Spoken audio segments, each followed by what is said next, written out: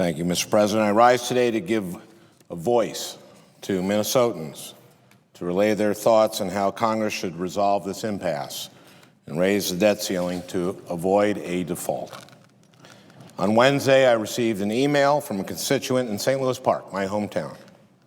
His email reads, "Dear Senator, I am a Republican. I am a Minnesotan. I'm a small business owner. I am considered to have a high income relative to the average American. Here's my request. Please work together to get this debt limit impasse settled." On Thursday, I received this email from a man in Bloomington. He writes, "I'm a small businessman in the middle of a fundraising effort. The concern over the debt ceiling has caused all the angel investors to put off any discussion of investment until they know what is going to happen. This has stopped my ability to raise funds, which will lead to two new high-quality jobs in Minnesota. I support a simple bill that increases the debt limit to get us through the 2012 elections, as has been done hundreds of times before." Yesterday, I received an email from a couple in Bemidji. Quote, "We are retired small business owners who are watching our very, very conservative retirement account drop and plunge due to the inability of Congress to come up with a plan for the debt ceiling. We trust your judgment as a senator, but plead with Congress and the Senate to come up with a solution. We absolutely cannot afford to see our retirement savings sink again like they did in 2008. And it's not just individual citizens. I received a letter from Dakota County's administrator. The letter reads in part, "If the federal government does not resolve its fiscal issues in a timely and responsible manner, it will drive up costs to taxpayers here in Dakota County. Being able to borrow at the lowest possible rates has meant that our county's taxpayers have gotten more and better public facilities, from libraries to senior housing to highway interchanges, and saved hundreds of thousands of dollars for both property taxpayers and senior housing residents in the past several years alone." The city of Chaska reached out to my office explaining that they are planning to sell debt in August to fund a street reconstruction program and refund their water treatment plant. If Congress fails to act, these projects will come at a much higher cost to residents of Chaska. I received a particularly compelling email yesterday from a woman from Falcon Heights. She wrote, "I'm writing again to say I support the president and realize a need to compromise. It is scary for a 66-year-old retired school teacher who has Medicare and Social Security. Scarier is a default and what it would do to the economy." That's advice from Sue. Sue gets it. She gets that Congress's failure to act may have a direct impact on her. But the impact is really for the whole economy. And Sue is asking for us to compromise. And compromise we have. Let me make one thing clear. Leader Reid's plan is a compromise.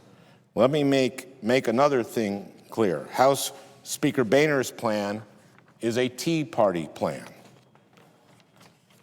Harry Reid's plan is a true compromise. It contains all spending cuts and zero revenues.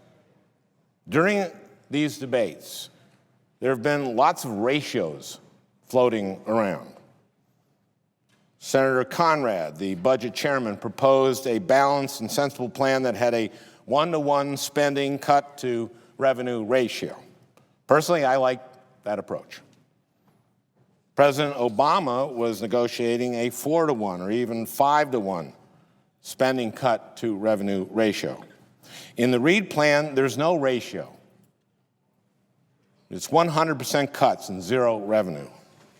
Secondly, it contains dollar-for-dollar spending cuts to match the debt ceiling increase. This is exactly what the Republicans have been asking for. Yet, this morning, I learned that 43 of my Republican colleagues have signed a letter to Leader Reid signaling their opposition to his proposal. Why? Well, they say that the savings from winding down the wars in Iraq and Afghanistan don't count Specifically, they say that these savings are, quote, a widely ridiculed accounting gimmick that breeds cynicism, unquote. Yet all but 3 of the 43 senators who signed this letter voted for the Ryan budget on May 25th this year. That budget counted the same drawdowns as almost identical in savings. So those savings were legitimate enough to secure their support for the Ryan budget, but not legitimate enough to secure their support for Leader Reid's debt ceiling compromise. And here we are on the precipice, and suddenly they've done a 180-degree turn. Either these savings count or they don't. You can't have it both ways. So we are proposing exactly what Republicans have been saying that they want.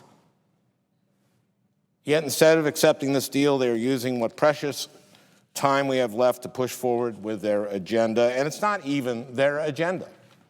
It's the Tea Party agenda. Their radical agenda is a wolf in sheep's clothing. Last night we voted down Speaker Boehner's plan, which requires the passage of a balanced budget constitutional amendment. A balanced budget amendment sounds, on its face, sensible. But in reality, all of the current House proposals for a balanced budget amendment would have disastrous consequences for our nation. A balanced budget constitutional amendment would do permanent damage to our social safety net by slashing spending to 18% of GDP. That's what they all propose. We haven't had a spending ratio that low since 1966.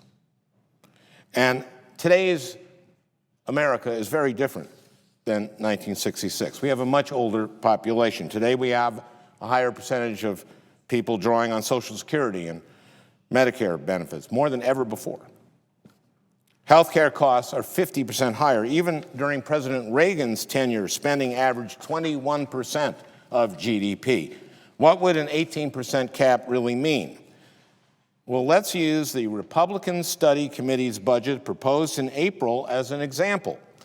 A budget like theirs is roughly what we would expect if we capped spending at 18% of GDP. Their budget cut non-defense discretionary funding by 70% by 2021. Like the Ryan plan, the Republican Study Committee's budget ended Medicare as we know it, changed it into a voucher program, and raised eligibility to 67, but it did it more quickly. Their budget raised the Social Security retirement age to 70. It resulted in important programs like food stamps and Medicaid getting cut by 50%. The Republican Study Committee budget was the Ryan budget on steroids. And I'd like to remind you of what happened to it on the House floor. This is an interesting story, because this story shows you just how extreme this budget was. Most House Republicans didn't actually want such a harmful, draconian budget to be the official House budget. But many of them wanted to go on record to brag to their Tea Party supporters that they had voted to slash $9 trillion in federal spending. So they scheduled a vote and just assumed that Democrats would vote it down for them, and then they could just blame the Democrats. Well, the minority whip, Steny Hoyer, caught wind of their plan and had an idea. So moments before the vote, he asked Democrats to vote present. This would leave the onus squarely on the Republicans to vote it up or down. Chaos erupted in the House as Republican leadership realized what was happening. Too many votes had been cast in favor of the radical budget, and it was on the verge of actually passing.